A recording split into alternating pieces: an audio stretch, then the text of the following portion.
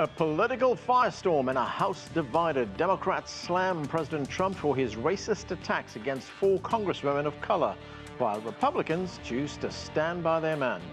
Hello, I'm Arnold Naidu, and this is The Heat.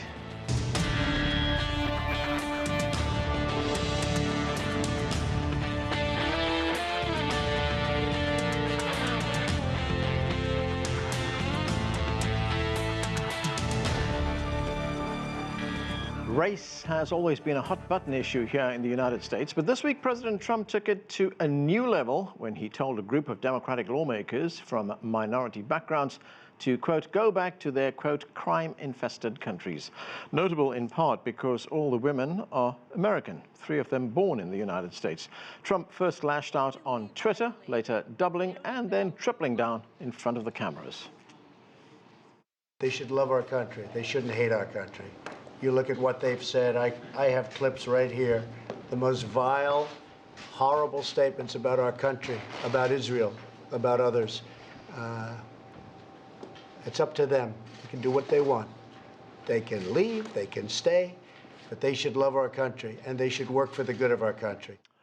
Those remarks sparked an immediate uproar, and on Tuesday, the Democratic-led U.S. House voted to condemn Trump for his racist comments. Only 4 Republicans backed that measure.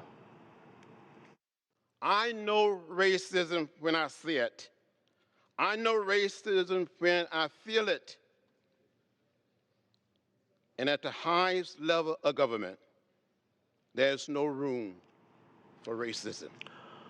Well, for all the very latest, I want to go now to our White House correspondent, Nathan King. And Nathan, it's been quite a controversial week here in Washington, clearly a very divisive time. Yeah, and I can't remember a time covering the White House where it's been quite like this. And it has been a controversial presidency, of course, from the beginning. But just the words are quite incredible. So a little bit of background to this. The 4 Congresswomen that we're talking about, essentially before this all started, were in a bit of a row with the Democratic leadership within their own party about the way forward. They're considered very much on the left.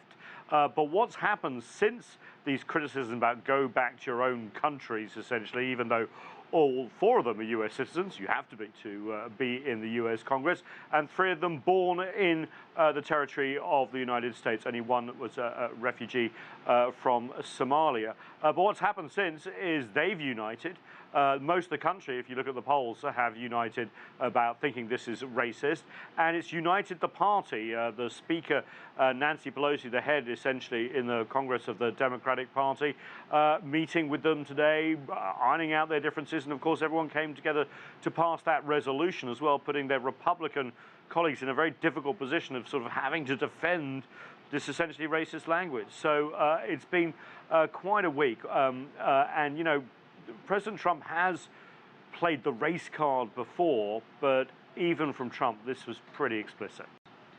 And Nathan, if you put it in wider context, the United States election is still more than a year away, but President Trump is now in full campaign mode. He's actually speaking at a rally in Greenville, North Carolina. Is this racism controversy a political strategy?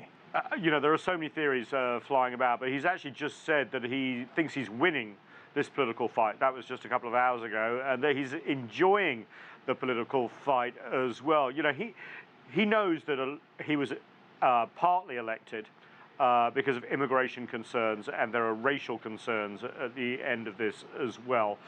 He has a base that is essentially white and not necessarily used to living alongside people of color. I'm trying to be very careful here as I kind of describe people, because obviously not everyone is the same. But he thinks politically it works.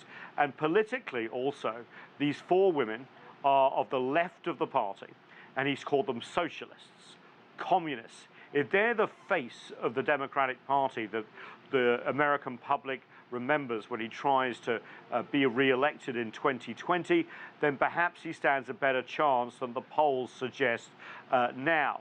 Because remember, the Democrats took control of the U.S. House of Representatives because they took 40 seats, but those weren't seats in sort of left-leaning districts. They were very much middle of the road. Nancy Pelosi, for example, has refused to entertain impeachment so far. They're trying to push an agenda of healthcare, education, all the issues that middle of America cares about. But if the U.S. president can make the face of the Democratic Party for women of color that have what he calls socialist and communist ideas, then perhaps it's a political strategy. But going to the bottom with racist comments is pretty a new low even for US politics, Anna.